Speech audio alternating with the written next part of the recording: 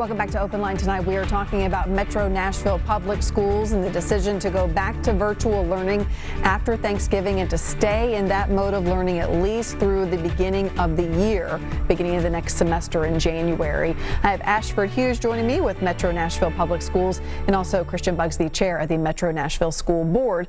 We are taking your calls as well. So this is Open Line. If you would like to chime in about this, feel free. 615-737+ is the number to call. Ashford, I want to start talking first about assessments. I know that at my son's school, and we go in Wilson County, they have taken a number of assessments already this year just to kind of really track where kids are. And in the first parent-teacher meeting that we had over a phone call, I asked specifically what they were noticing in the education lag from being out for basically 6 months over the summer. And she said that gap is far bigger than they ever expected it would be, and it was very noticeable the kids who had done things over the summer and the ones who had not. So first of all, I wonder what you are seeing, what you're hearing from teachers in the school system in Metro, and then about any assessments to track that progress. So I think in a regular school year, when you leave out in May and get back in August, you would have some normal lag. But I do think we understand there has been that longer time period. And as we've been utilizing some of the curriculum and looking at some of the state standard testing, we have seen, I guess you would say, a couple of things there, right? Because it is at person and in home, in some areas we've seen particular growth. Now, what we've tried to manage this was to say, well, let's look at it based on the average norm. And in some areas, it may not be telling the whole story, right? Because of at-home learning. So we know that there are some gaps, but we still find ourselves really focusing on the social emotional learning of students, focusing on the literacy piece and on the math piece. And in those scores, we see a little bit of difference in there that you would not see from the normal years. What that is telling us is that we still need a strong focus on literacy and working with our teachers and students in this virtual space, teaching reading and teaching math. That's where we see right now. Our data team has been doing a great job of trying to get all the testing and to really dig deep into what that looks like. And I know something more along the lines, more concrete than what I'm able to give now will be coming out so that parents can have something to really see once the data is really dug deep in, and we can really come out with something concrete to tell parents. But we know from some of the testing that we've seen some damaging around the lines of reading and math, and that's why we're focusing on those right now. So how does that factor into the decision to go virtual or stay in school? I think that still goes into where we utilize our whole community supports. So we have a lot of organizations outside of MNPS that are going to help us to really dig deep. Nashville Public Education Foundation is working with us to make certain that we have tutors online to come in and help some of these students. We have Pencil that has been doing a great job, not only with financial resources, but connecting us with other partners in the community that want to volunteer services to help our students out. So again, this is not just about MNPS and the people in the building. This is a broader conversation about how Dr. Battle has been pulling the entire community to come together to help our students, because it can't be MNPS alone. This is our public school system, and she's digging deep into these partnerships and relationships to make certain our teachers and our students have what they need to be successful. Christiane, what do you have to add to this? I would just say, as much as we are a public school system and we should be focusing on academics, we have got to be worried about health and safety, and then that spills over into social emotional learning. So one thing that I've been telling the community finally is that my father, who's a middle school teacher's assistant, contracted COVID in one of our middle schools and was quite literally on his deathbed last week. So we've got to be way more focused with making sure that the people under our care, the students, the teachers, the staff, are all healthy and safe first. Once we've done that, then yes, we funnel all of our resources into making sure that we are not only catching up, but then following the state standards for this current year.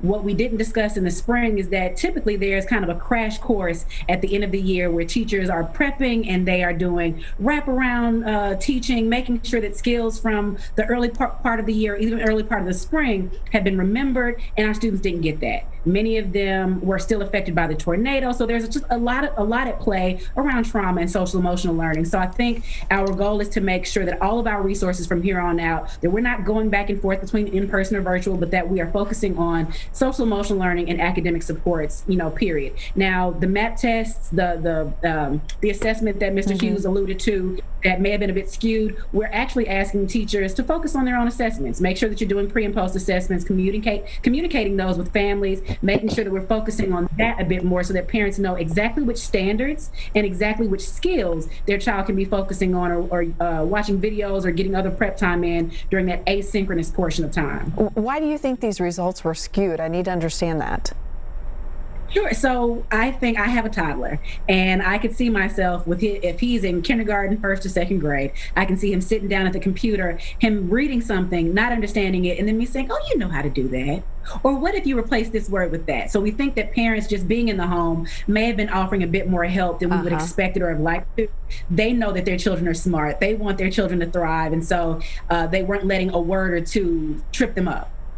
Gotcha. Okay. I'm glad I asked that question. Thank you. Okay, let's get right to the phone lines. We have a couple of folks waiting. Up first is Fran Bush, another school board member. Fran, go ahead. Hey guys, how are y'all doing? Good.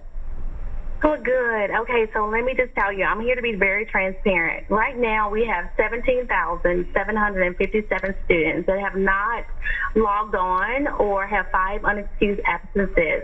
5 or more absences clarified as a truancy.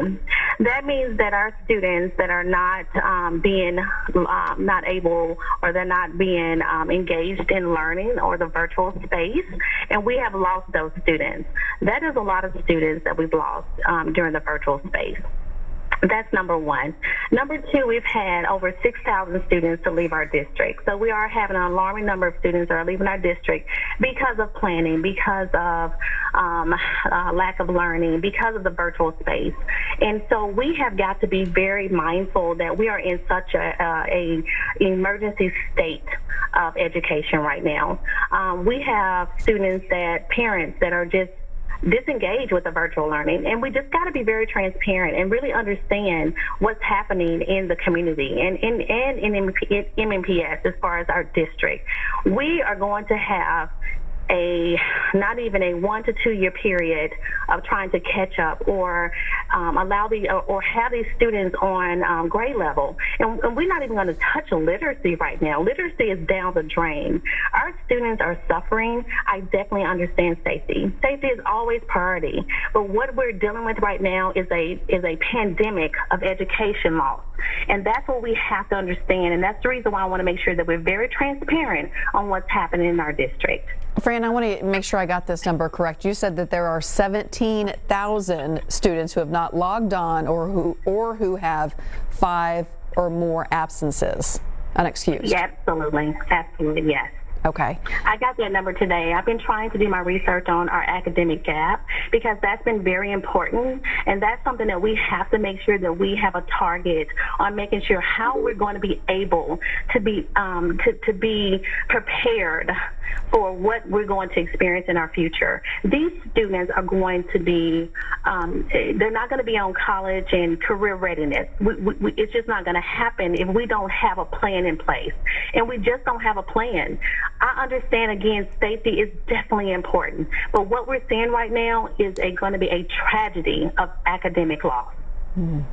All right, Fran, thank you for calling in. I appreciate you. Sure. Thank you. Ashford and Christiane, I want to give you a chance to respond to that. Ashford, you go first.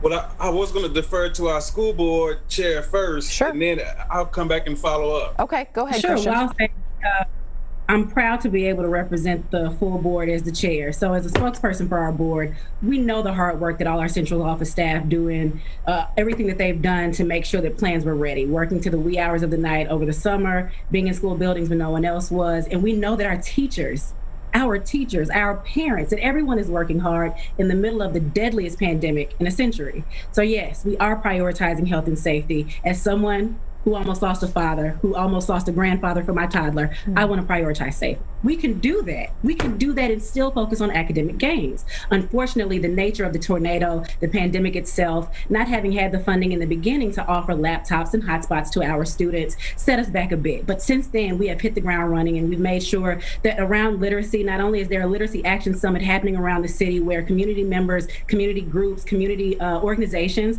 are all wrapping their arms around and thinking through how to better support MNPS and students in that birth to pre-K space, because we know that 30% of our students come into pre-K one grade level behind.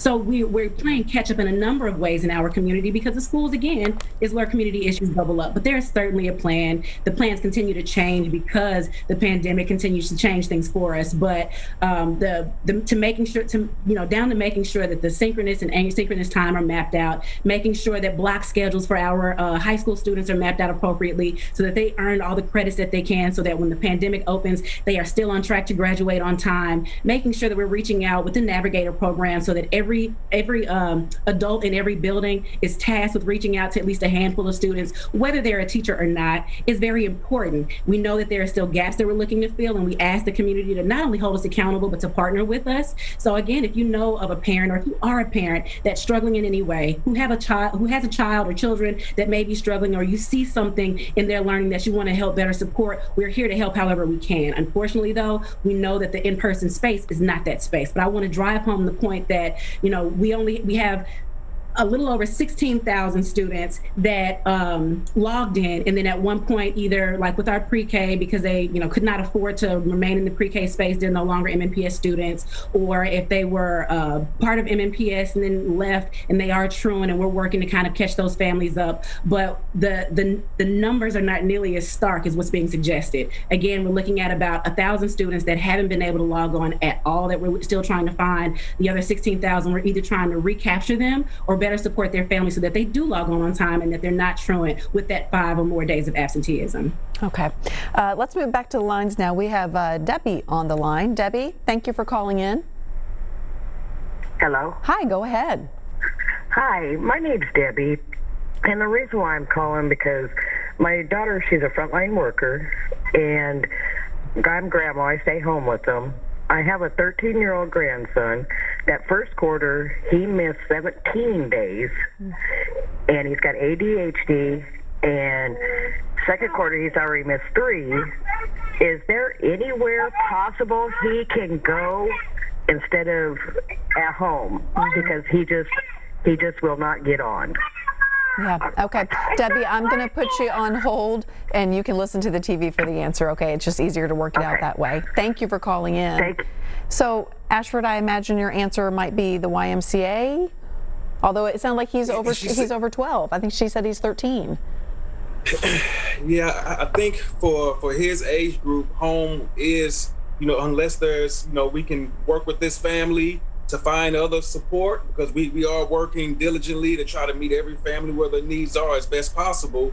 But as of right now, based off of the health recommendations, based off of his age, on its surface, without digging deeper into what we can find for this young man, it would be home is where he's going to be at right now. Yeah. But let me go back and say, this isn't the work that's taking place right now. Dr. Battle in the district, the teachers and the people in this district are not shooting from the hip. When you talk about planning, there has been continuous planning for just about every scenario that you want to have coming up. I've been on the phone the last 4 or 5 months with a bunch of different executive officers from multiple school districts across the country. Guess what? Nobody is doing this perfectly. Everybody is learning, and everybody is intently trying to find ways to support their families in this time of uncertainty in a health pandemic. I have a much brighter hope in the future, unfortunately, than our former board member, when I say that reading, we have done a great job. As I've been visiting some schools recently in their libraries, we have opportunities where they are delivering and allowing families to come and pick up books to work with their families to read, right? We are turning this corner, and we're going at this corner together, but there is a plan. We're working closely with teachers, with community, with everybody that touches a child, because we're focused on the whole child.